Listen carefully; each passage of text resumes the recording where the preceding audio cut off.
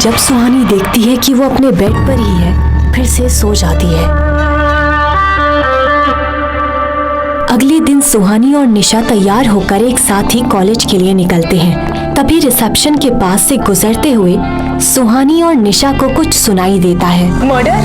हाँ, कल पुराने रोड पर एक और मर्डर हुआ, ठीक उसी विशिंग वेल के सामने, और आज सुबह वहाँ पे उसी लड़की की लाश मिली है।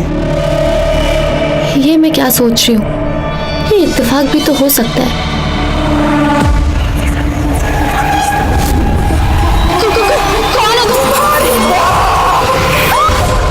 शायद इसी वजह से मुझे वो सपना आया। और वैसे भी निशा ने तो कहा था कि विशिंग वेल के आसपास अक्सर ही लोगों की लाशें मिलती हैं। क्या हुआ? सुना तूने? इधर आ। बाय द वे, आज वहाँ किसकी लाश मिली? ये लाश किसी जर्नलिस्ट की। वो कल रात को इन्वेस्टिगेशन के लिए पुराने रोड पर गई थी ना। सपने में वो लड़की एक जर्नलिस्ट ही लग रही थी। नहीं, ये सब मेरा वहम है। क्या हो रहा है यहाँ? चलो, कॉलेज का वक्त हो रहा है।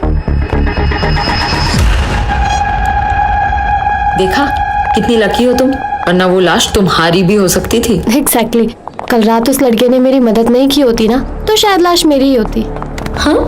कौन सा लड़का? निशा का सवाल सुन सुहानी थोड़ा संकोच करती है। वो निशा को इस बारे में बताना नहीं चाहती थी। क्या बात है, कल रात जंगल में तुम्हें कोई हीरो मिल गया? दिखता कैसा था? हैंडसम था। तुमने मुझे बताया क्यों नहीं? कुछ भी। अब चले कॉलेज। गलत बात है। फिर निशा सुहानी को और परेशान नहीं करती और वो दोनों कॉलेज के लिए निकल जाते हैं।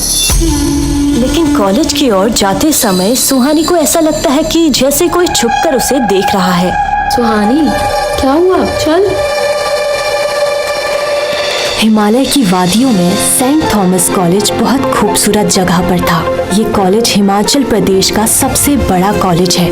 यहाँ के स्टूडेंट्स या तो बहुत अमीर होते थे या बहुत इंटेलिजेंट। निशा बहुत अमीर थी और सुहानी इंटेलिजेंट, इसीलिए सुहानी को यहाँ एडमिशन मिल पाया था। वो आगे चलकर एक IAS ऑफिसर बनना चाहती थी।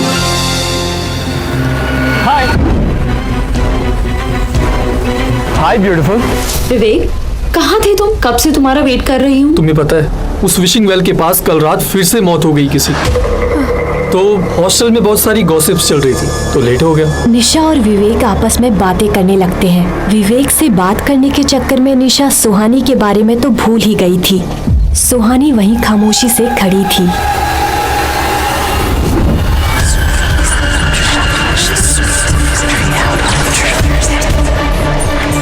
वो ध्यान लगाकर समझने की कोशिश करती है कि वो आवाज कहाँ से आ रही है और उस आवाज का पीछा करते हुए कॉलेज के पीछे चली जाती है। सुहानी निशा और विवेक से काफी दूर कॉलेज के पीछे आ जाती है। वो जगह बिल्कुल सुनसान थी, वहाँ कोई भी स्टूडेंट नहीं था। सुहानी के ठीक सामने बड़ा सा बरगद का पेड़ था। उस पेड़ के इर्द गिर्द लाल धागे बंधे हुए थे, जिसे सुहानी बड़े गौर से देख रही थी। सुहानी को ऐसा लग रहा था जैसे वो आवाज इस पेड़ से ही आ रही है। बरगद के पेड़ के पास पहुंचते ही उस पेड़ का वातावरण पूरी तरह से बदल जाता है।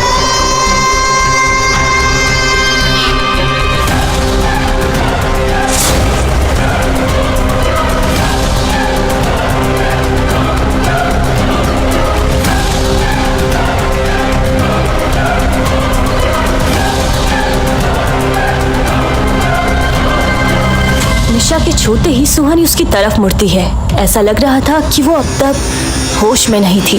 पेड़ के आसपास का माहौल फिर से नॉर्मल हो जाता है।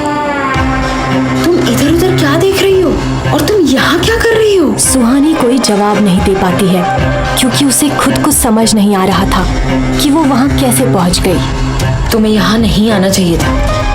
यहाँ स्टूडेंट्स का आना मना है। ये पेड़ हॉन्टेड है।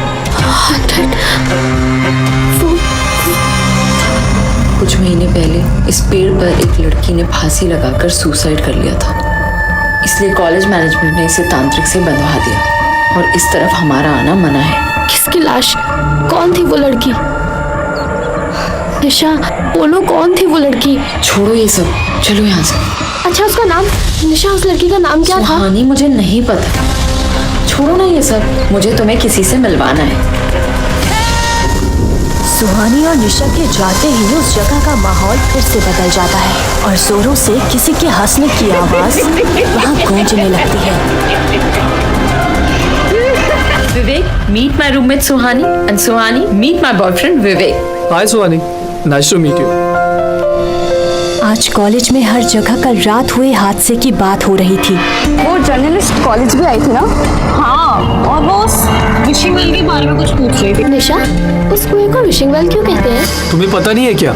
चलो मैं बताता हूँ। यहाँ के लोग मानते हैं कि उस कुएं के पास जाकर जो कुछ भी मांगो वो तुम्हें मिल जाता है। मिल तो जाता है, लेकिन उसके बदले में कुछ ऐसा छीन लिया जाता है जो तुम्हें बहुत प्यारा होता है।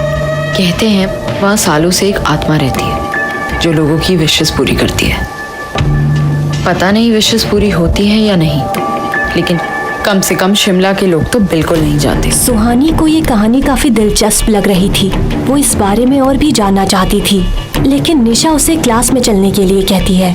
सुहानी, निशा और विवेक एक साथ क्लास की तरफ बढ़ जाते हैं। तभी एक लग्जरी कार कॉलेज कैंपस में आकर रुकती है। उस कार के वहां आते ही कॉलेज कैंपस में बिल्कुल खामोशी छा जाती है।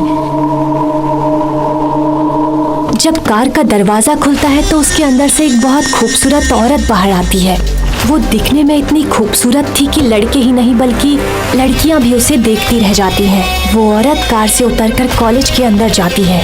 चलते हुए वो औरत सुहानी के पास से गुजरती है तो वो सुहानी को एक नजर देखकर आगे बढ़ जाती है। उस औरत को देखकर सुहानी को अजीब सी बेचैनी हो रही थी। उसके वहां से जाने के बाद सभी चैन की सांस लेते हैं। ये लो, फिर से आ गई मैडम। हाँ, आएगी भी क्यों नहीं? कल पुराने रोड पर मर्डर जो हुआ है। ये है हमारी कॉलेज की ट्रस्टी मिस पद्मिनी सिंघानिया। ये बहुत ही अजीब है यार। कुछ लोगों का मानना है कि ये इस शहर में तभी दिखती है जब विशिंग वेल के पास किसी की मौत होती है। लेकिन सुहानी के फिर कुछ कहने से पहले ही निशा उसे और विवेक को क्लास के अंदर ले जाती है। सुहानी ये सोचकर परेशान हो रही थी कि कॉलेज की ट्रस्टी पद्मिनी सिंघानिया, जिन्हें वो आज पहली बार मिली है, वो उसे अजीब तरह से घूर क्यों रही थी।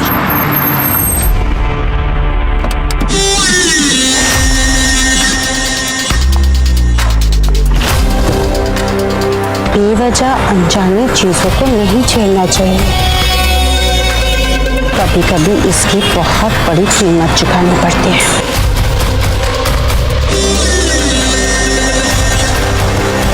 ये अभी अभी क्या बकवास करके गई? वही तो मैं सोच रही हूँ। छोड़, चल। रात के 3 बजे थे। शहर में हर तरफ खामोशी थी। उसी बीच पुरानी रोड में एक लड़का बड़ी तेजी से चल रहा था और ये वही लड़का था जिसने सुहानी को साए से बचाया था।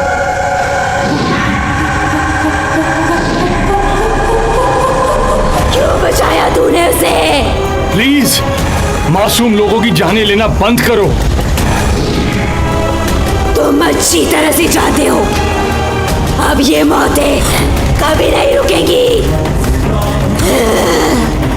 अब मैं तुम्हें ये जाने लेने नहीं दूंगा। तुमने पहले भी कोशिश की थी, लेकिन होता वही है जो मैं चाहती हूँ।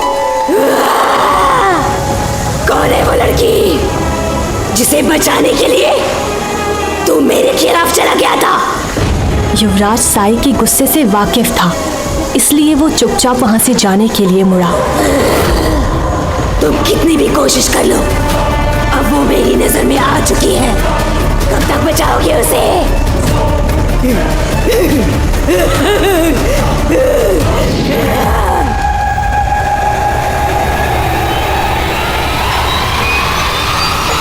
मेरी मदद कर, मुझे बचाओ यहाँ से। मेरी मदद कर।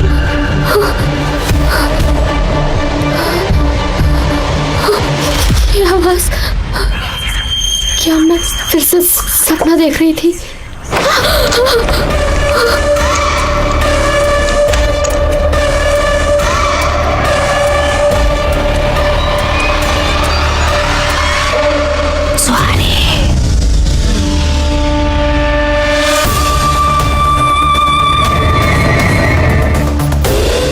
क्या उस साई ने उसे फिर से अपने वश में कर लिया था? आखिर क्यों पड़ा है वो साया सुहानी की जान के पीछे? कौन कौन है वो लड़का, आखिर क्या रिश्ता है उसका उस साई से। जानने के लिए सुनते रहिए हमारी सबसे खौफनाक कहानी साया, अ कर्स लव स्टोरी।